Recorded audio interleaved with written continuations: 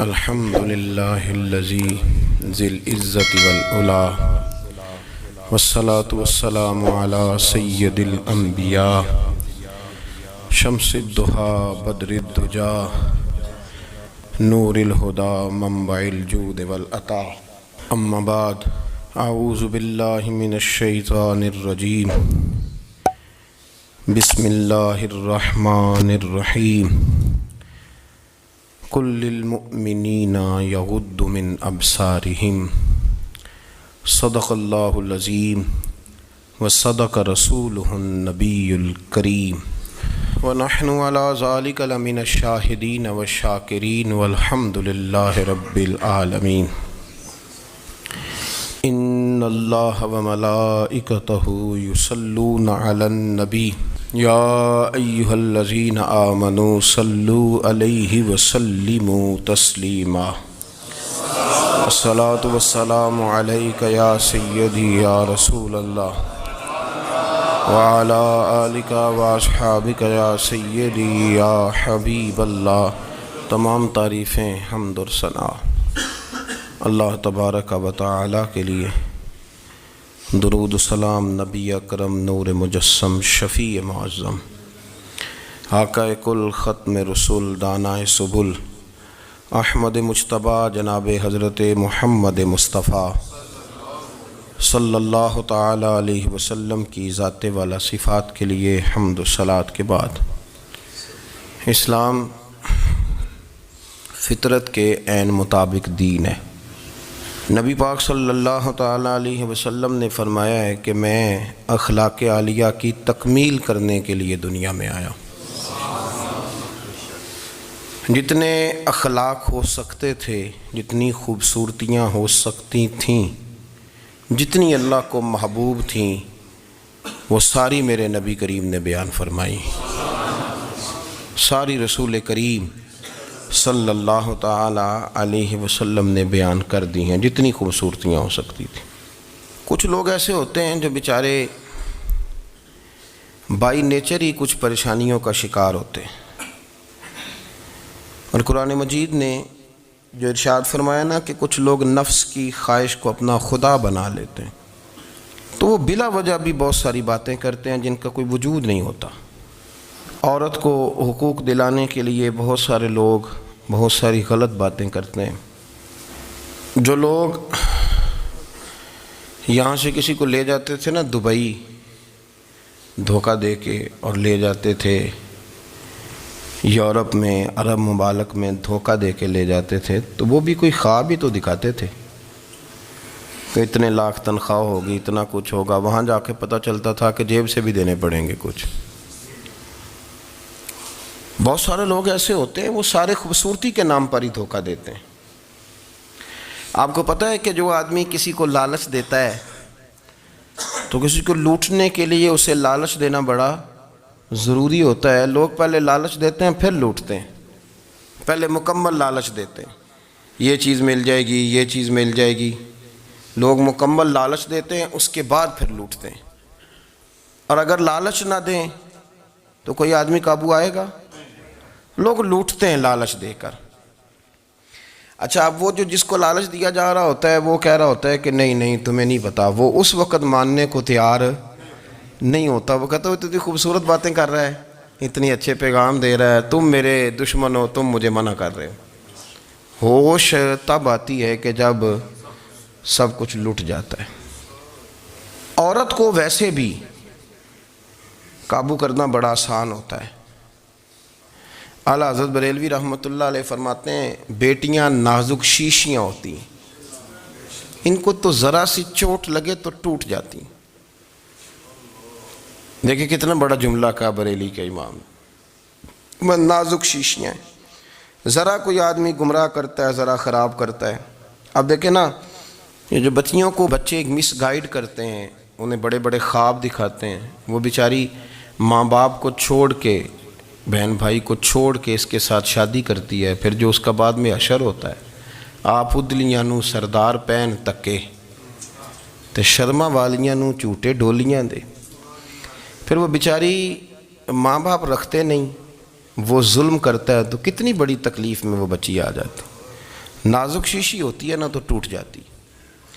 یہی حال اب جدید خواتین اور یہ جو کچھ اینکر پرسن ہیں، یہ اصل میں نا یہ آپ کو سیاست سکھاتے ہیں، لیکن یہ مادر پیدر آزاد لوگ ہیں، بالکل آزاد. یہ تو علماء شور نہ کریں، بات نہ کریں، گفتگو نہ کریں، مشائخ بات نہ کریں، اور یہ جو کچھ سنجیدہ اور دینی طبقہ ہے یہ کچھ شور نہ کرے، یہ تو روڈوں پہ ننگے ہو کے آ جائیں معاذ اللہ. خوفناک نظریہ رکھتے ہیں یہ لوگ. عورت کو کہتے ہیں تیرے حقوق ہم تجھے لے کے دیں گے. مثلاً وہ کون سا حق ہے جو تم نے لے کے دینا ہے؟ میرے نبی کریم صلی اللہ علیہ وسلم اس کو بیٹی بھی بنایا ہے، اس کو بہن بھی بنایا ہے، اس کو ماں بھی بنایا ہے، اسے بیوی کا عالی شان رتبہ بھی عطا فرمایا ہے. اور چونکہ بیٹی کا بھی حق بڑا بیان کیا جاتا ہے، بہن کا بھی، ماں کا بھی. اور بیوی کے معاملے میں لوگ سمجھتے ہیں کہ زیادہ بات نہیں کرنی چاہیے، شاید مسئلہ خراب ہو جائے. حالانکہ نبی پاک صلی اللہ تعالیٰ علیہ وسلم نے بیوی کے بارے میں پتہ کیا فرمایا؟ فرمایا جب تم نکاح کر لیتے ہو تو اپنا ایمان محفوظ کر لیتے ہو. اب میں اس کی شرح نہیں کرتا، اب خود کر لیجئے گا کہ وہ ایک ایسی شخصیت ہوتی ہے کہ جس کی موجودگی میں آپ کا ایمان محفوظ ہے. اب میں نہیں سمجھتا کہ اس سے بڑی بات کوئی اور ہو سکتی ہے، جس کی موجودگی میں آپ کا ایمان. اور بھئی یہ حدیث پاک عرض کر رہا ہوں، نکاح جب کوئی کر لے تو اس نے اپنا ایمان مکمل کر لیا. اس کا معنی یہ ہوا کہ آپ کا ایمان محفوظ ہے اس کی موجودگی میں. تو اس سے زیادہ بھی، یعنی ایمان سب سے قیمتی چیز ہے نا، تو اس کے محفوظ ہونے کی وجہ حضور نے نکاح بیان کر دی. تو اب میرا خیال ہے بی بی اگر کوئی اس سے بڑا حقوق مانگے گی تو بیوقوفی کرے گی. اتنا بڑا درجہ نبی کریم نے اسے عطا کر دیا، اتنا بڑا مقام دے دیا کہ تو خامد کے ایمان کے محفوظ ہونے کا ذریعہ بن گئی ہے. عورت کو جو حقوق رسول کریم صلی اللہ تعالیٰ علیہ وسلم نے عطا فرمائے، نبی پاک نے جو حقوق دیے، دیکھیں نا، حضرت عبداللہ ابن عمر رضی اللہ تعالیٰ عنہ کی اہلیہ بیمار تھی تو جلدی جلدی سے وہ آئے. تو جب بہت جلدی ہو، سفر بڑا شدید تھا، تو آپ نے جلدی سے نماز ادا کی، جلدی سے چلے. آپ کے خادم کہنے لگے حضور خیریت ہے؟ فرمایا میری بیوی بیمار ہے. تو اس نے عرض کی حضور آپ کی اہلیہ بیمار ہے. تو آپ نے نماز بھی جلدی سے پڑھی، سفر بھی جلدی جلدی کیا. تو فرمانے لگے یہ وہ چیزیں ہیں جو ہمیں مدینے والے رسول نے سکھائی. آپ اس کیفیات کو سمجھیں کہ حضور صلی اللہ علیہ وسلم نے درس دیا. اور پھر ایک اور بہت بڑی بات، یہ فضیلت کسی اور کو نہیں دی. جو عورت کو حضور نے فضیلت دی، یہ فضیلت کسی اور کو نہیں دی. کبھی حضور نے فرمایا کہ تمہارا ابا تمہارے ساتھ بہت سخت رویہ کرے تو تم نے اس کو اس سختی پر داد دینی ہے. فرمایا چلو اگر وہ زیادتی بھی کرے تو تم نے اس کے ساتھ سلوک اچھا ہی کرنا ہے. لیکن آپ ایک بات کو سمجھے نا کہ بچے کے بارے میں، بیٹے کے بارے میں، بیٹی کے بارے میں فرمایا 10 سال کے ہو کے نماز نہ پڑھیں تو سختی کرو، تمہارا ڈنڈا بھی لٹکنا چاہیے. بہت ساری جگہوں پہ بہت سارے لوگوں کے لیے سختی کا حکم دیا، لیکن عورت کے لیے حضور نے جو جملے کہے، اصل میں ہم سمجھتے ہیں کہ یہ ایک بات ہے، مشہور ہو گئی ہے روایت حدیث، تو بس اس کے پس منظر پر اور جملوں کے حسن پر شاید معاذ اللہ غور کرنے کی ضرورت نہیں. ذرا اس لفظ کی تاثیر پر غور کریں. حضور نے فرمایا عورت ٹیڑھی پسلی سے پیدا کی گئی ہے، یہ ٹیڑھی ہے، اس کو سیدھا کرنے کی کوشش کرو گے تو ٹوٹ جائے گی. تو حضور پھر ہمارے لیے حکم کیا ہے؟ فرمایا جیسی ہے تم اسی کے ساتھ نبھا کرو. آپ سمجھیں کہ اتنا محفوظ حضور نے درجہ دے دیا بی بی کو، اتنا محفوظ کہ فرمایا غلطی بھی ہو تو میرے غلاموں تم اس کے ساتھ نبھا کرو، گزارا کر لو. کو کیا اور حق چاہیے عورت کو جس کو اس کی غلطیوں سمیت نبی پاک نے قبول کرنے کا حکم دے دی کہ اس کی کمزوریوں سمیت قبول کر لو. اب اس کو اور کیا کوئی کمزوریوں سمیت قبول کرتا ہے؟ کبھی آپ دکان پہ بیٹھے ہو تو آپ کہیں بھی اس میں یہ بھی غلطی، میرے مال میں یہ بھی کمزوری ہے، یہ بھی کمزوری ہے، یہ بھی کمزوری ہے، تو کر لے قبول. کرتا ہے کوئی؟ کوئی شخص ایسا ہو جو کسی چیز کی کمزوریاں بیان کر کے کہ اسے قبول کرو؟ پر رسول کریم صلی اللہ تعالیٰ علیہ وسلم نے نا ہمیں سبق دیا، حضور نے ہمیں درس دیا، نبی پاک نے ہمیں پیغام دیا. فرمایا یہ ٹیڑھی ہے، سیدھی کرنے کی کوشش کرو گے تو بیچاری ٹوٹ جائے گی، تو اس کے ساتھ نبھا کر جاؤ. آپ میری بات کو سمجھیے گا. چلیں میں اس پر ایک اور بخاری مسلم کی حدیث پڑھتا ہوں. حضرت سلمان فارسی رضی اللہ تعالیٰ عنہ اور حضرت ابو دردہ کے درمیان بھائی چارہ تھا۔ مکے سے مدینے جب لوگ آئے تو حضور نے بھائی بھائی بنایا تھا، ان کے درمیان بھائی چارہ تھا، تو ابھی پردے کی آیات نازل نہیں ہوئی تھیں تو لوگ ایک دوسرے کی طرف جاتے تھے۔ حضرت سلمان فارسی رضی اللہ تعالیٰ عنہ حضرت ابو دردہ رضی اللہ تعالیٰ عنہ کے گھر میں تشریف لے گئے تو دیکھا کہ ان کی بیوی بڑی غمگین بیٹھی ہیں۔ تو ہم نے فرمایا بہن کیا ہوا؟ تو کہنے لگی تمہارے بھائی کو دلچسپی کوئی نہیں رہی، ہر روز روزہ رکھ لیتا ہے اور ساری ساری رات نفل پڑھتا ہے۔ حضرت سلمان فارسی کہنے لگے ٹھیک ہے کر لیتے ہیں بندوبست۔ نماز دین ہے کہ نہیں؟ دین ہے نا یہ چیزیں۔ لیکن حضرت سلمان فارسی جناب ابو دردہ سے کہنے لگے آج میں نے تیرے گھر میں رہنا رات کو، کیونکہ وہ تو ساری رات نماز پڑھتے تھے، نفل پڑھتے تھے۔ انہوں نے کہا ٹھیک ہے، ایک بستر لا کے بچھا دیا حضرت سلمان فارسی کے لیے۔ سلمان فارسی فرمانے لگے دوسرا بھی لا۔ کہا وہ کیا کرنا ہے؟ فرمانے لگے تو نے بھی سونا ہے، میں نے بھی سونا ہے، تو نے بھی سونا ہے، عشاء پڑھیں گے اور پھر دونوں سوئیں گے۔ کہا میں نے تو نماز پڑھنی ہے۔ فرمایا تہجد کے وقت اٹھ کے پڑھیں گے، اللہ کے رسول بھی رات آخری حصے میں جا کے نماز پڑھتے ہیں۔ ادھر ساتھ سلا لیا، وہ تھوڑی کو دیر سوئے، اب عادت تھی ساری رات اٹھنے کی، ذرا اٹھنے لگے بستر سے تو حضرت سلمان فارسی فرمایا چپ کر کے سو جا، وہ بڑی رات پڑی ہوئی، چپ کر کے سو جا۔ وہ لیٹ گئے، پھر اٹھنے لگے تو فرمایا سو جا چپ کر کے، بڑا ٹائم ہے۔ سحری کے وقت اٹھے، نفل پڑھے، ان کا ارادہ تھا روزہ رکھنے کا، تو فرمانے لگے کل رکھا تھا نا نفلی روزہ؟ جی رکھا تھا۔ پرسوں بھی رکھا تھا، ترسوں بھی رکھا تھا۔ فرمایا آج نہیں رکھنا، آج میں تیرا مہمان ہوں، سارا دن کٹھے مل کے روٹیاں کھائیں گے، آج نہیں روزہ رکھنا۔ سلا دیا۔ اب حضرت ابو دردہ رضی اللہ تعالیٰ عنہ کہہ تو کچھ نہ سکے، پر کہنے لگے سلمان تم پتہ تم کیا کر رہے ہو؟ نہ تم نے مجھے رات اٹھ کے زیادہ نفل پڑھنے دیے، سویرے روزہ نہیں رکھنے دیا۔ تو حضرت سلمان فارسی کہنے لگے کوئی لمبی بات تو نہیں نا، چلتے ہیں نا ابھی فجر میں مسجد نبی میں، تو نبی پاک کو بتاتے ہیں۔ سرکار دو عالم علیہ السلام کی خدمت میں تو اپنی بات کرنا، میں اپنی کروں گا، حضور نتیجے کا اعلان فرما دیں گے، بات طے ہو جائے گی۔ حاضر خدمت ہوئے، عرض کی یا رسول اللہ صلی اللہ تعالیٰ علیہ وسلم یہ ساری رات نفل پڑھتے ہیں، ہر روز روزہ رکھتے ہیں، ان کی اہلیہ غمگین بیٹھی ہیں، حکم فرمائیں۔ تو نبی پاک صلی اللہ علیہ وسلم نے فرمایا پھر ہوا کیا؟ یا رسول اللہ میں نے رات سلایا ہے، سحری میں اٹھایا ہے، سویرے روزہ نہیں رکھنے دیا۔ نبی پاک نے فرمایا سلمان فارسی نے ٹھیک کیا ہے، سلمان فارسی نے ٹھیک کیا۔ پھر حضور نے فرمایا، نبی کریم نے فرمایا ابو دردہ تیرے اوپر اگر اللہ کا حق ہے، اس کے رسول کا حق ہے، دین کا حق ہے، تو فرمایا تیری آنکھ کا بھی تیرے اوپر حق ہے، تیرے وجود کا بھی تیرے اوپر حق ہے۔ یہ حضور نے فرمایا تیرے بچوں کا بھی تیرے اوپر حق ہے، تیری بیوی کا بھی تیرے اوپر حق۔ اس حق کو بھی سمجھے، حقوق اللہ بھی ہیں، پر تیری آنکھ کا بھی تیرے اوپر کیا مانا کہ تیری آنکھ سونا چاہتی ہے تو اسے سلا بھی، تیرے وجود کا بھی تیرے اوپر حق ہے، تو تیرا وجود آرام کرنا چاہتا ہے تو اسے آرام بھی کرا۔ اور پھر وہاں نبی پاک صلی اللہ علیہ وسلم نے فرمایا میں تم سب، سننا یہ لفظ حدیث کے، حضور نے اسی موقع پر فرمایا میں تم سب سے زیادہ اپنے رب کو جانتا ہوں اور میں تم سب سے بڑھ کر اپنے رب سے ڈرتا ہوں۔ حضور فرمانے لگے میں روزہ بھی رکھتا ہوں، افطار بھی کرتا ہوں، یعنی کبھی رکھتا ہوں اور کبھی نہیں رکھتا۔ فرمایا میں نفل بھی پڑھتا ہوں اور اپنی بیویوں کو وقت بھی دیتا ہوں۔ سرکار مسجد میں بھی آتے تھے، نواسوں کے ساتھ کھیلا بھی کرتے تھے، ان کے ساتھ پیار بھی کرتے تھے۔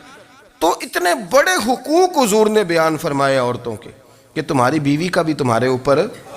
لو ایک حدیث بخاری کی اور یہاں بیان کر دیتا ہوں۔ ایک شخص نے آ کے عرض کی یا رسول اللہ صلی اللہ تعالیٰ علیہ وسلم جہاد کے لیے تیاری ہو گئی ہے، صفیں بن رہی ہیں، مجاہدین کی تیاری ہے، تو میرا بھی نام لکھ دیا گیا ہے مجاہدوں کی لسٹ میں، لیکن یا رسول اللہ صلی اللہ تعالیٰ علیہ وسلم میری بیوی نے حج کی تیاری کر لی ہے اور میرے دوستوں نے، صحابہ نے میرا نام مجاہدین کی لسٹ میں لکھ دیا، تو میرے لیے کیا حکم ہے؟ یہ بخاری مسلم ہے۔ تو نبی پاک صلی اللہ تعالیٰ علیہ وسلم نے فرمایا جہاد پہ کوئی اور چلا جائے گا تو بیوی کے ساتھ حج کرنے جا، اسے محرم کی ضرورت ہے، وہ تیرے بغیر کیسے جائے گی؟ مجاہدین کو تو اور مجاہد مل جائے گا، پر تو اپنی بیوی کے ساتھ جانا۔ نبی پاک صلی اللہ علیہ وسلم نے مرد کو محافظ بنایا ہے، عورت کو مرد کا قیدی نہیں بنایا، بلکہ عورت کو حفاظت عطا کی اور مرد کو اس کا محافظ بنایا۔ اب بچیاں آزاد ہونا چاہتی ہیں، اور آزادی بھی وہ والی کہ جو بنیادی طور پر آزادی نہیں، فحاشی ہے۔ میں نے بہت پہلے کہا ہے کہ اسلام بیٹیوں کو قیمتی سمجھتا ہے، جس بندے کے پاس 20 تولے سونا ہو وہ چوک میں لے کے نہیں آتا، وہ قیمتی چیز ہے، اس نے چھپا کے رکھی ہوتی ہے۔ تو جو نبی پاک صلی اللہ علیہ وسلم کا کلمہ پڑھنے والے بیویاں، اسلام انہیں قیمتی سمجھتا ہے، کہتا ہے کہ تم قیمتی ہو لہذا گھر کے اندر رہو، تم باہر نہ آؤ۔ لیکن عورتیں ہیں کہ ان کو بلا وجہ لوگ خراب کر دیتے ہیں اور بلا وجہ وہ اس مغالطے کا شکار ہو جاتی ہیں۔ اب آگے بڑھتے ہیں۔ قرآن مجید نے سورہ نور کی آیت نمبر 30 میں کہا کہ کل للمؤمنین یغضوا من ابصارہم، فرمایا کہ اے محبوب علیہ السلام مومن مردوں سے کہہ دو کہ اپنی نظریں جھکا کے رکھیں، اپنی نظریں۔ اور اگلی آیت میں فرمایا وَقُلْ لِلْمُؤْمِنَاتِ يَغْضُضْنَ مِنْ أَبْصَارِهِنَّ، فرمایا کہ اے محبوب مومن عورتوں سے بھی کہہ دو کہ اپنی نظریں جھکا۔ مرد بھی اپنی نظر جھکا کے رکھے گا عورت کی طرف، لیکن یہ ساری پابندی صرف مرد پر نہیں، عورت بھی غیر محرم کا چہرہ نہیں دیکھے گی، اس پر بھی اسی طرح نظر جھکانے کا حکم ہے جس طرح کہ وہ ہر دکاندار کو بھائی جان کہہ کے گفتگو کرنے کی اس کو بھی اجازت نہیں ہے کہ وہ بھی وہ سمجھے کہ پابندی تو مرد نے کرنی تھی، میں نے تھوڑی کرنی تھی۔ وہ جس کے پاس جائے، جہاں بھی جائے، ڈاکٹر کے پاس جائے، باہر جائے، تو وہ جس طرح مرضی اس کا دل چاہے وہ بات چیت کرے، اس کی عورت کو بھی اجازت اسلام نہیں دیتا۔ بنیادی طور پہ اسلام شرم و حیا کا دین ہے، حیا کی بات کرتا ہے۔ حیا کی جب ہم تعریف کرتے ہیں تو حیا کی تعریف یہ ہے کہ کوئی کبھی چیز دیکھ کے نہ تو آپ کی طبیعت میں کراہت محسوس ہو، آپ کوئی غلط جملہ منہ سے نکالتے ہوئے ذرا جھجکیں، آپ کوئی غلط بات کرتے ہوئے تھوڑا بوجھ محسوس کریں۔ ہمارے ہاں تیزی سے فروغ پایا ہے بے حیائی نے، سنگیوں کی محفلیں، یاروں کی محفلیں، اس میں غلیظ گفتگو ہوتی ہے الا ماشاء اللہ۔ جن دوستوں کو بڑی پاک صاف گفتگو کرنی چاہیے، دوستی کا رشتہ بڑا مقدس رشتہ ہے، جو یہاں ایک دوسرے سے پیار کریں گے جنت میں بھی اکٹھے داخل کیے جائیں گے۔ شرط یہ ہے کہ پیار اللہ رسول کی رضا کے لیے ہو، لیکن اس کے اندر اگر آپ کی گفتگو کچی ہو، کمزور ہو، فحاشی والی ہو، عریانی والی ہو، وہ ہمارے ہاں تو اب اس کو لوگ فیشن سمجھتے ہیں، اس کو مردانگی کی علامت سمجھتے ہیں کہ وہ جی ساری باتیں جی وہاں ہو گئیں اور جس کا جو جی چاہا اس نے کہا۔ آپ جب حیا کے دائرے میں ہوتے ہیں تو آپ خود بھی سکون محسوس کرتے ہیں۔ دیکھیں نا، آپ کو نیند سکون سے کہاں آتی ہے؟ جہاں کمرہ بند ہو، چاروں جانب دیوار ہے، اوپر چھت ہے، خالی دروازہ بھی کھلا ہوا ہو نا، تو جب بندہ سکون لینا چاہتا ہے تو کہتا ہے یار ذرا دروازہ ذرا بند کر دو۔ وہ اچھی طرح اپنے آپ کو چھپا لیتا ہے نا حیا کے پردے میں، تو اللہ اسے سکون عطا کرتا ہے۔ اور جو اس سے بھی زیادہ ٹھنڈی نیند میں جانا چاہتا ہے وہ کہتا ہے لائٹ بھی بند کر دو۔ اب وہ مکمل طور پہ سمجھتا ہے کہ میں چاروں جانب سے چھپ گیا ہوں، اگر میں کھل کے بھی سو جاؤں گا تو میرا چونکہ پردہ قائم ہے تو مجھے کوئی دشواری نہیں ہوگی۔ آپ جب چھپ جاتے ہیں، جب آپ حیا کے اندر سمٹ جاتے ہیں، جب آپ چادر کے اندر آ جاتے ہیں تو آپ بہت ساری جگہوں پہ آسانی محسوس کرتے ہیں۔ تو حیا تو آپ کو سکون دیتی ہے، حیا تو دل کو راحت دیتی ہے۔ میں بڑی ذمہ داری سے بات عرض کرتا ہوں، قرآن مجید نے نا ایک مقام پہ مذاق کو، ایک مزاح ہوتا ہے خوش طبی، وہ نہیں، مذاق اڑانا، قرآن پاک نے نا مذاق کو ایک جگہ پہ جاہلوں کا طریقہ بھی قرار دیا ہے۔ بنی اسرائیل کے لوگوں سے حضرت موسیٰ نے کہا کہ گائے ذبح کرو اور ایک ٹکڑا مقتول کو مارو، زندہ ہو کے خود بتا دے گا مجھے کس بندے نے قتل کیا۔ تو کہنے لگے آپ ہمارے ساتھ مذاق کر رہے ہیں۔ تو قرآن مجید کہتا ہے کہ حضرت سیدنا موسیٰ علیہ السلام فرمانے لگے اعوذ باللہ ان اکون من الجاہلین، فرمانے لگے میں اللہ کی پناہ مانگتا ہوں کہ میں جاہلوں میں سے ہو جاؤں۔ یہ مذاق کرنا تو جاہلوں کا طریقہ ہے۔ اگر آپ کی زبان سے بے حیائی کا جملہ نکل گیا، اگر آپ کی زبان سے بے حیائی کا جملہ نکل گیا، آپ نے کہہ دیا کہ ہم آزاد لوگ ہیں، جو مرضی کریں گے، جو مرضی کہیں گے، جو ہمارا دل میں آئے گا کریں گے، تو پھر تو لوگ آپ کا وہ حشر کریں گے کہ آپ سے برداشت ہی نہیں ہوگا۔ جس کا لوگ مذاق بنا لیتے ہیں اور جو مذاق بن جاتا ہے پھر اسے کوئی جینے دیتا ہے۔ آپ حیا کی چادر میں چھپیں گے تو بچیں گے۔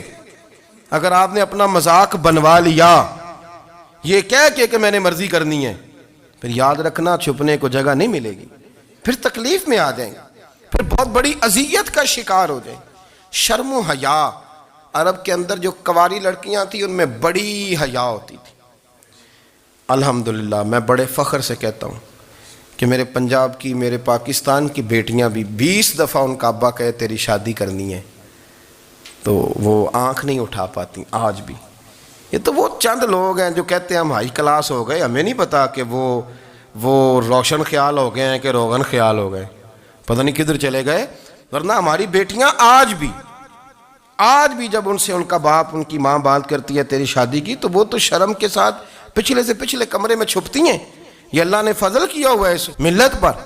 تو عرب کی لڑکی بڑی حیا والی ہوتی تھی، اس سے کوئی بات کرنی پڑتی تھی تو 20 دفعہ بات کی جاتی، پھر بھی وہ عورت چھپتی پھرتی تھی۔ حضرت عائشہ صدیقہ رضی اللہ تعالیٰ عنہ فرمانے لگیں میرے نبی پاک صلی اللہ علیہ وسلم عرب کی کواری لڑکیوں سے بھی زیادہ حیا کرنے والے۔ قاضی اعجاز مالکی نے، شیخ عبدالحق محدث دہلوی نے، دیگر بزرگ جو سیرت نگار گزرے، انہوں نے لکھا ہے کہ نبی پاک صلی اللہ علیہ وسلم کے اندر 100 مردوں سے زیادہ طاقت تھی، 100 مردوں سے زیادہ طاقت۔ اب جو بات کہنے لگا ہوں، جو نتیجہ دینے لگا ہوں، اس پر خاص توجہ آپ فرمائیں گے۔ ذرا فکری طور پر، نظریاتی طور پر ایک چیز کو سمجھیے۔ ہم سمجھتے ہیں کہ جوان لڑکا ہے جی جو مرضی کرے، عمر ہے جی۔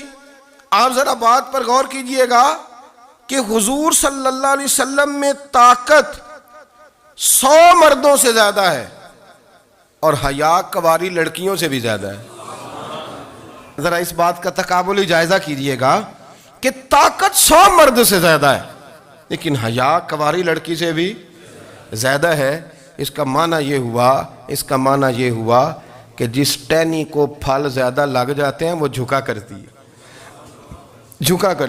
تو حیا تو حسن ہے، حیا تو آپ کو پاک صاف کرے گا، حیا تو آپ کو نرالا کرے گا، انوکھا کرے گا۔ وہ ہمارے ایک دانشور ہے، تو مضمون لکھا، کئی باتیں بڑی پسند آتی ہیں۔ وہ کہتے ہیں کہ میری اہلیہ، ان کو بھی کسی نے مس گائیڈ کر دیا تھا، حالانکہ اچھی خاتون ہے، کسی نے مس گائیڈ کر دیا۔ تو وہ بھی سماجی اور ویلفیئر، اور یہ خواتین کو شوق ہوتا نا بننے کا، تو وہ بھی سماج کے اندر اچھا مقام تلاش کرنے کے موڈ میں آ گئی۔ تو کہیں ایک دن جانا تھا تو بڑی بن سنور کے میرے ساتھ وہ گاڑی میں بیٹھ گئی۔ تو میں گاڑی میں، عورتوں کو یہ بھی مسئلہ ہوتا ہے نا کہ ہماری تعریف کرو، تو کئی دفعہ بعض مردوں بیچاروں کو جھوٹ بولنا پڑتا ہے، تو زبردستی کراتی ہیں نا جی۔ تو اس میں گنجائش بھی دی ہے شریعت نے گنجائش دی ہے کہ کبھی بیوی کو راضی کرنے کے لیے خلاف واقعہ بات کرنی پڑے تو کر لینی چاہیے، تو وہ کراتی بھی ہیں۔ 3 موقع پر خلاف واقعہ بات کرنے کی اجازت ہے، یعنی واقعہ کے خلاف بھی آپ بات کر سکتے ہیں۔ جنگ کے موقع پر 2 لوگوں کو صلح کرانے کے لیے اور بیوی کو راضی کرنے کے لیے کر لیں کوئی ایسی بات، بے شک اپنی طبیعت پہ جبر کر کے کر لیں، گنجائش ہے، اجازت ہے۔ تو وہ کہتے ہیں جب وہ گاڑی میں میرے ساتھ بیٹھی بن سنور کے، تو وہ تقاضا کرنے لگی کہ میں نے بڑے اچھے کپڑے پہنے ہیں پر آپ نے توجہ نہیں کرائی۔ تو وہ سیاںا بندہ تھا، وہ چاہ رہا تھا کہ میری خاتون سمجھ جائیں۔ وہ کہتے ہیں مجھے پتہ تھا کہ بیچاری مس گائیڈ ہو گئی ہے، دل کی بڑی اچھی ہے، سیاਣੀ ہے، لیکن اس کو کچھ خواتین نے، کچھ لوگوں نے مل کے اس کو ذہن غلط کر دیا ہے کہ سماج میں نکلو، باہر جاؤ، کام کرو، فلاں کرو، اپنی مرضی سے جیو۔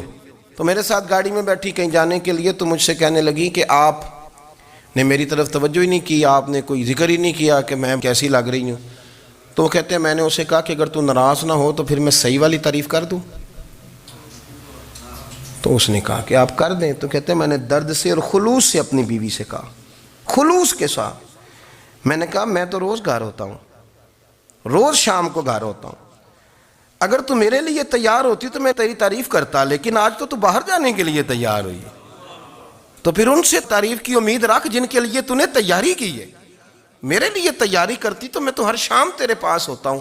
کہتے ہیں وہ میرے لفظوں میں درد تھا تو وہ بھی رو پڑی، اور کہنے لگی آپ گاڑی روک دیں، مجھے باہر جا کے کسی کو راضی نہیں کرنا، میں نے اسے راضی کرنا ہے جس کو رب کریم نے میرا شوہر بنایا ہے اور میرے لیے منتخب کیا ہے میرے ماں باپ کو، میں واپس لوٹتی ہوں۔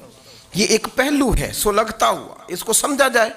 رسول کریم صلی اللہ علیہ وسلم عرب کی کواری لڑکیوں سے زیادہ حیا والے تھے، کواری لڑکیوں سے زیادہ حضور حیا فرمایا کرتے تھے۔ جب خانہ کعبہ کی مکہ شریف میں تعمیر ہو رہی تھی نا، اہل عرب اس کو تعمیر کر رہے تھے، تو نبی پاک صلی اللہ علیہ وسلم اپنے چچا حضرت عباس کے ساتھ خانہ کعبہ کی تعریف میں مصروف تھے۔ تو عرب کے لوگ چونکہ لمبا کرتا پہنتے تھے پیروں تک، تو نیچے اگر کسی وقت کوئی چیز نہیں بھی ہوتی تھی تو کسی کو وہ نظر نہیں آتی تھی، چونکہ پردہ رہتا تھا، ایک لمبا کرتا پہنا ہوا ہوتا تھا۔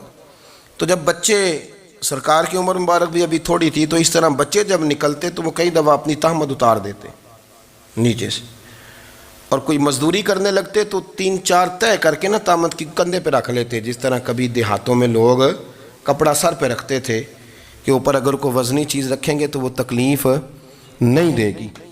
نبی پاک صلی اللہ علیہ وسلم بھی سب لوگوں کے ساتھ خانہ کعبہ کی تعمیر میں شامل تھے۔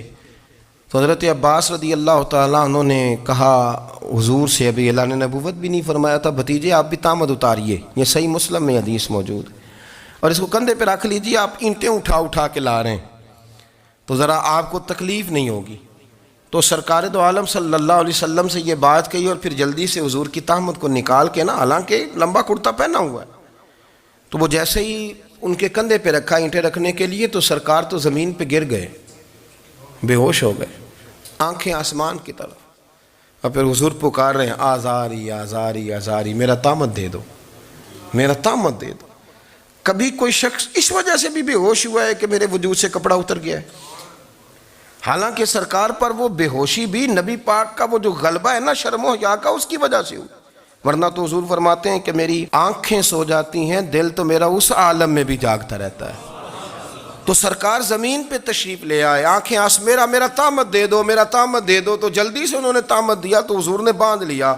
پھر طبیعت مبارک میں تسلی ہوئی، یعنی ہم اس رسول کے غلام ہیں کہ جن کے تو وجود سے کپڑا اتر جائے تو حضور برداشت نہیں کرتے، قبول نہیں فرماتے، تکلیف شروع ہو جاتی۔ لیکن یہاں نوجوان ہیں اور بڑا قد کاٹ ہے اور بڑے بڑے سمجھدار لوگ ہیں، گرمی آتی ہیں تو شارٹ کپڑے پہن کے گھومتے ہیں، ان کو خیال نہیں کہ یہ وہ والا لباس ہے جو باہر تو کیا گھر میں اماں کے سامنے نہیں پہننا چاہیے، بہنوں اور بیٹیوں کے سامنے نہیں پہننا چاہیے۔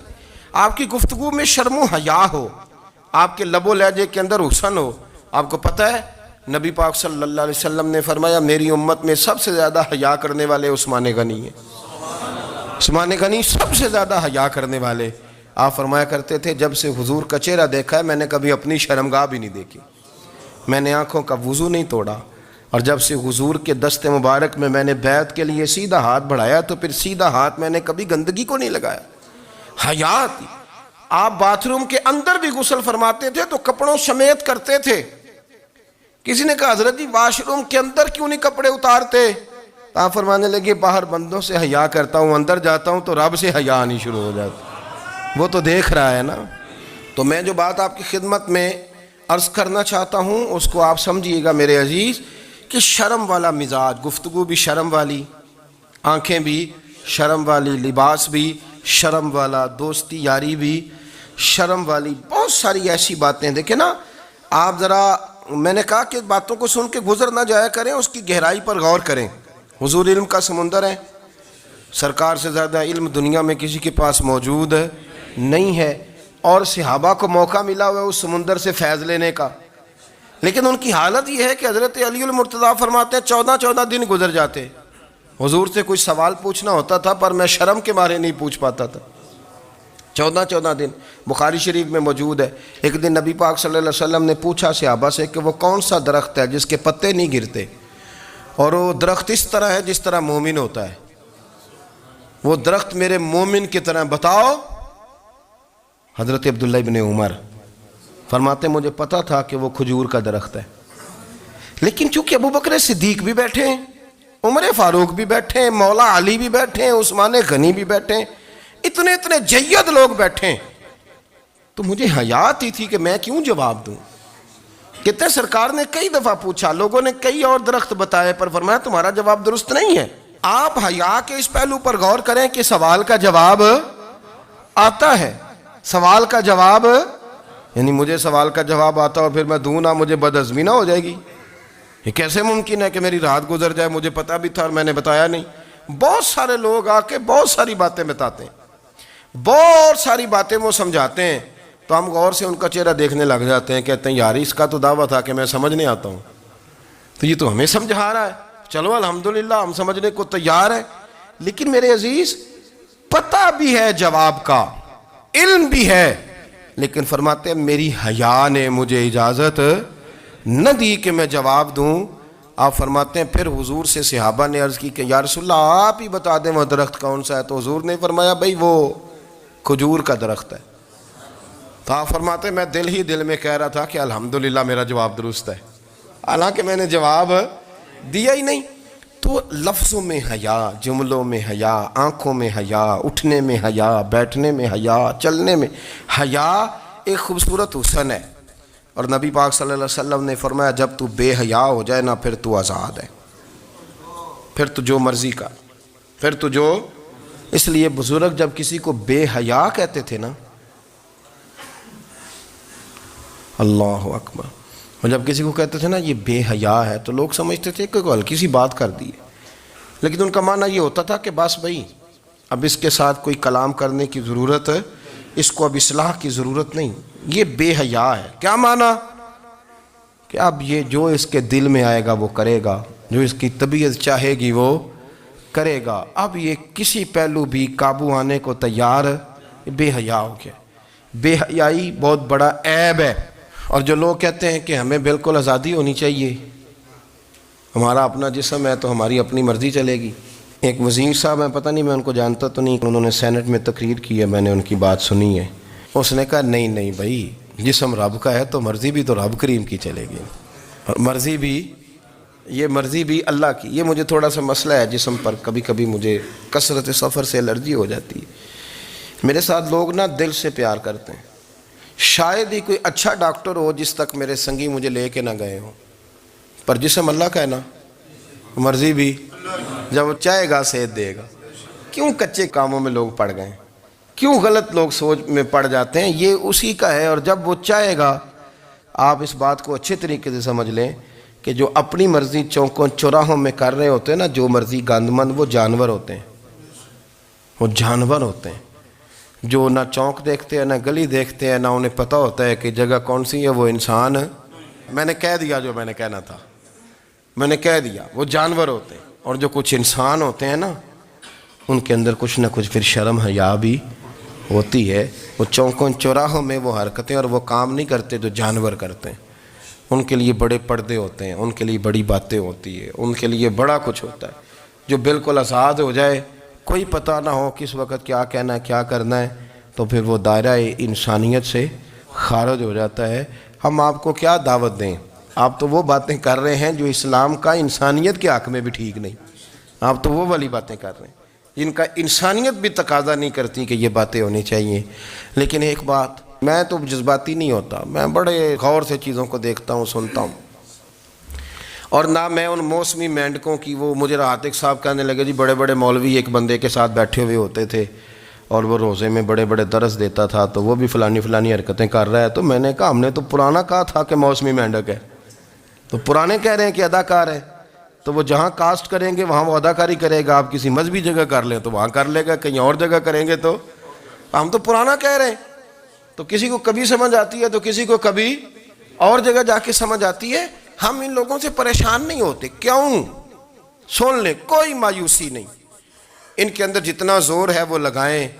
یہ ملک بنا ہے رسول اللہ کے نام پہ، یہ اللہ نے تحفہ دیا ہے امت مسلمہ کو، یہ نبی پاک کے نام پہ بنا ہے، تو یہاں جھنڈا بھی وہی والا بلند ہونا ہے جو مدینے والے رسول کا جھنڈا ہے، اور یہاں وہی کام چلے گا جو نبی پاک نے بیان فرمایا۔ تو اس طرح کئی لوگ آتے ہیں، وہ شور شار کرتے ہیں، چلے جاتے ہیں۔ اتنے نہ پریشان ہوا کریں، بہت سارے لوگ تو بیچارے اس قابل بھی نہیں ہے کہ ان کا نام لیا جائے، مطلب اتنا ہم ان کو اہمیت دے دیں، ان کا ذکر کریں، ان کا نام لیں، ان کی بات کریں، وہ بیچارے اس قابل ہی نہیں ہے، مطلب سٹیٹس ہی نہیں ہے ہمارا۔ اتنے فارغ ہیں ہم کہ اب جو بندہ آئے گا کہانی چھیڑے گا تو ہم چھیڑ جائیں گے۔ اور بھائی اللہ کا فضل ہے الحمدللہ تعالی، لوگوں نے بڑا شور کیا، اور بڑے زمانے سے دنیا شور کر رہی ہے، پر اللہ کے گھر مسجدیں بھری ہوئی ہیں، مسجدیں بھری ہوئی ہیں۔ ہماری بیٹیاں پردے کرتی ہیں، پردے کو پسند کرتی ہیں، وہ حجاب میں رہتی ہیں، وہ سمجھتی ہیں کہ ہمارا اصل حسن کیا ہے۔ تو یہ پراپوگنڈا پرانا چلا آ رہا ہے، اس کا اللہ کے فضل سے امت مسلمہ پہ نہ کبھی اثر ہوا ہے اور نہ کبھی ہوگا انشاءاللہ۔ اللہ تعالی ہمیں حق پر استقامت عطا فرمائے۔